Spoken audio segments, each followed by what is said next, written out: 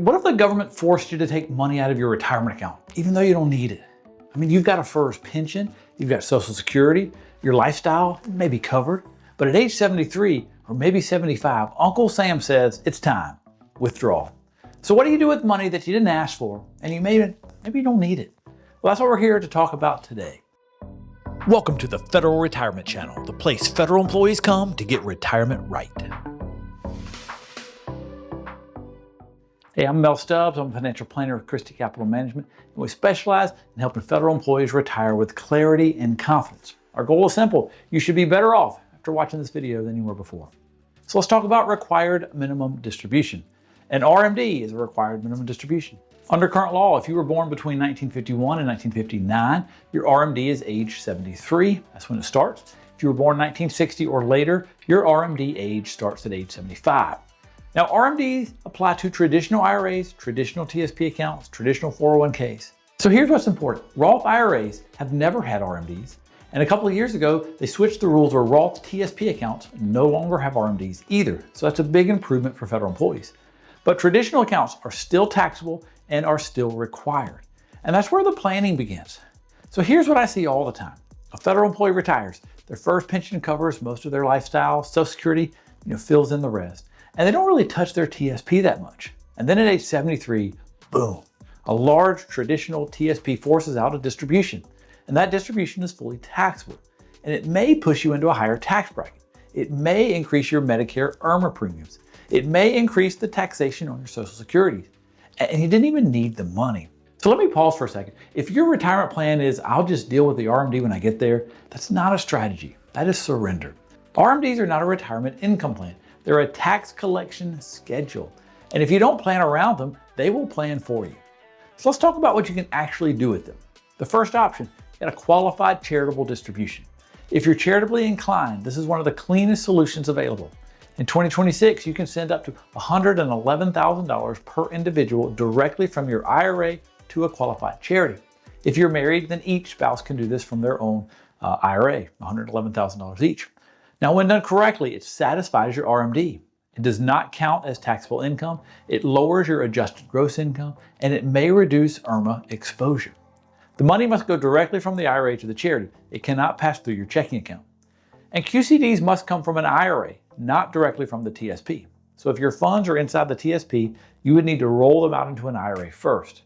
For federal retirees who tithe or give consistently, this can be extremely efficient. Now, the second option is gifting it to a family member.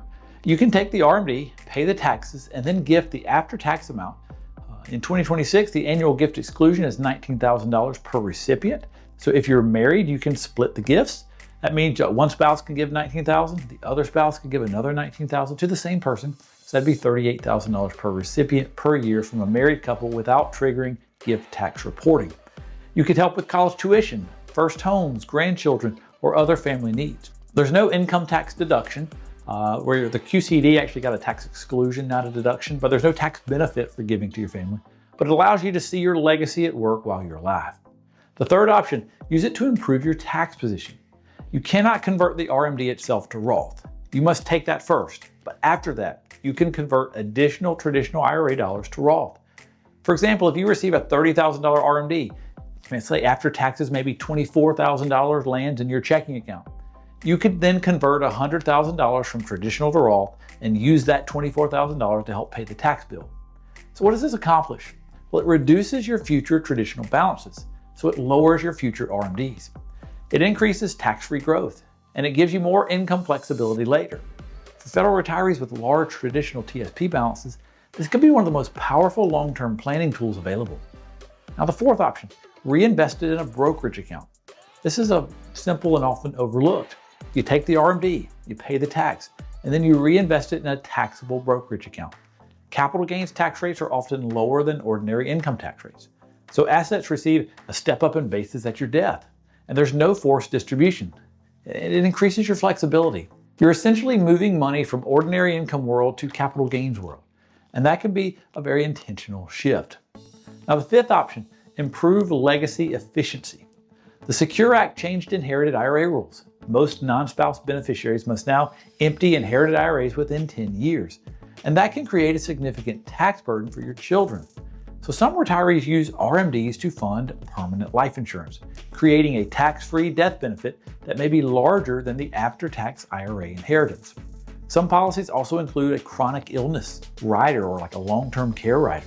So this is not for everyone, but it's certainly good for legacy situations.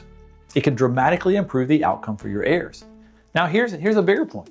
The best RMD strategy is often planning before RMD age. If you're 55, 60, let's say 65, you may want to do some strategic Roth conversions now to smooth your income over time.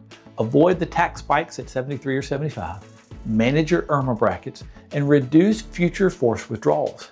Waiting until RMD age limits your flexibility. Planning earlier gives you control. The government doesn't care if you need the money. They care about collecting taxes. Your job is to control when and how much you pay. If you're a federal employee and you want help building a proactive strategy around your TSP, your pension, your Social Security, your future RMDs, reach out to Christy Capital Management. We specialize in this. If you want another video about your federal retirement planning, check out right here. My name's Mel Stubbs. See you in the next video.